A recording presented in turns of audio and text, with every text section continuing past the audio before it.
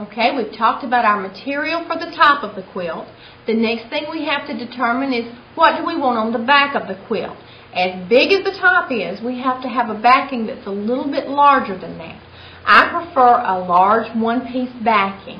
You can get wide materials or you can get a wide muslin. You can also take 45-inch material or 60-inch material and seam it, but we're going to go through each one of those and discuss the pros and cons. As I said, I prefer the one piece. A lot of times you can get a printed wide, 108, I've seen up to 120-inch wide material. It's nice because you do not have to seam anything. It's easy to square up. It's easy to put onto the quilt, so that's nice. They make it in prints. They make it in white on white. And they make it in unbleached or bleached muslin. This happens to be bleached muslin right here. If you put a bleached muslin or unbleached muslin backing on your quilting will show up beautifully. If you put a solid color backing on your quilt back, it will show up beautifully. If you put a print on the back of your quilt and you go to a lot of trouble quilting on that quilt, it's not really going to show up like it would with a solid. So for beginners who may not want all of their stitches to be noticeable, use a print. And for you experienced quilters that want every stitch to show, use a solid or a white or antique white and it will show up beautifully.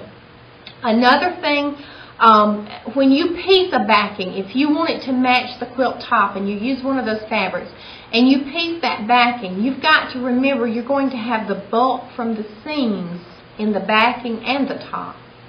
If you do use material that's not wide enough, take the one large piece and put down the middle and then seam material on each side and center that on the back of your quilt so that your seam won't run right down the middle of the back of the quilt. Many times it's difficult to line the seams up on the back where it runs straight on grain on the quilt when you get it done. Also, when you piece the back, you need to cut the selvages off of your material and then seam those pieces together using some type of stretchable stitch so that when you stretch the quilt to baste it or to quilt it, it will have the same consistency as the rest of the material. Selvages are a lot denser and they won't stretch, so you need to take the selvages off and then use a stretch stitch to seam those together. I do not recommend using sheets on the back of quilts. For one reason, the thread count is different and you will get a different consistency. It can affect hand quilting and machine quilting. Many people use sheets and they're happy with them. I'm not saying you can't do that, but I prefer not to use them. I like the wide materials.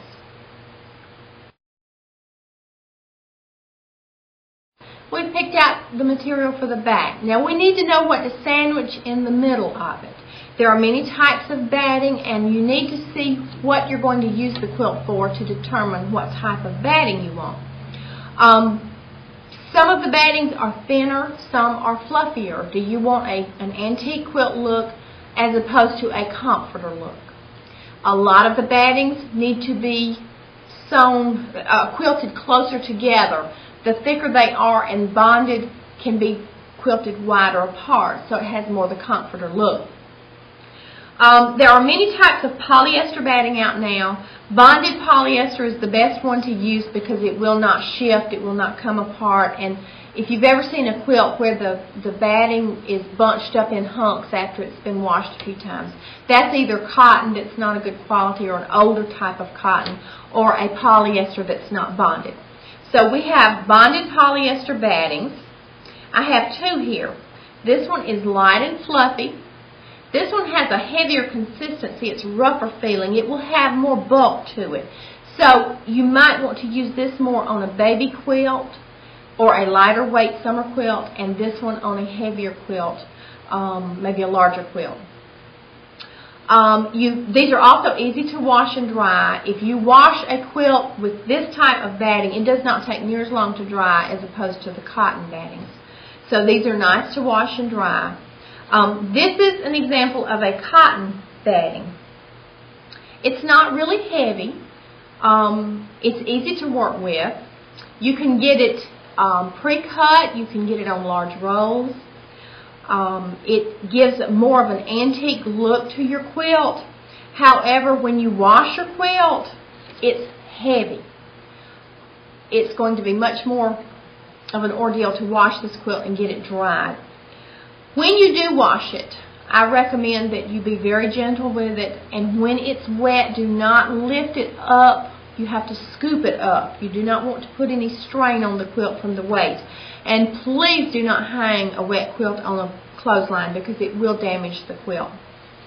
There are also wool battings. I have not used them, but the friends that I have who've used them just rave about them. They're more expensive, but they love the wool battings. Be careful to look at your batting. Make sure how it has to be laundered before you use it, because some of them may need one treatment and some another one.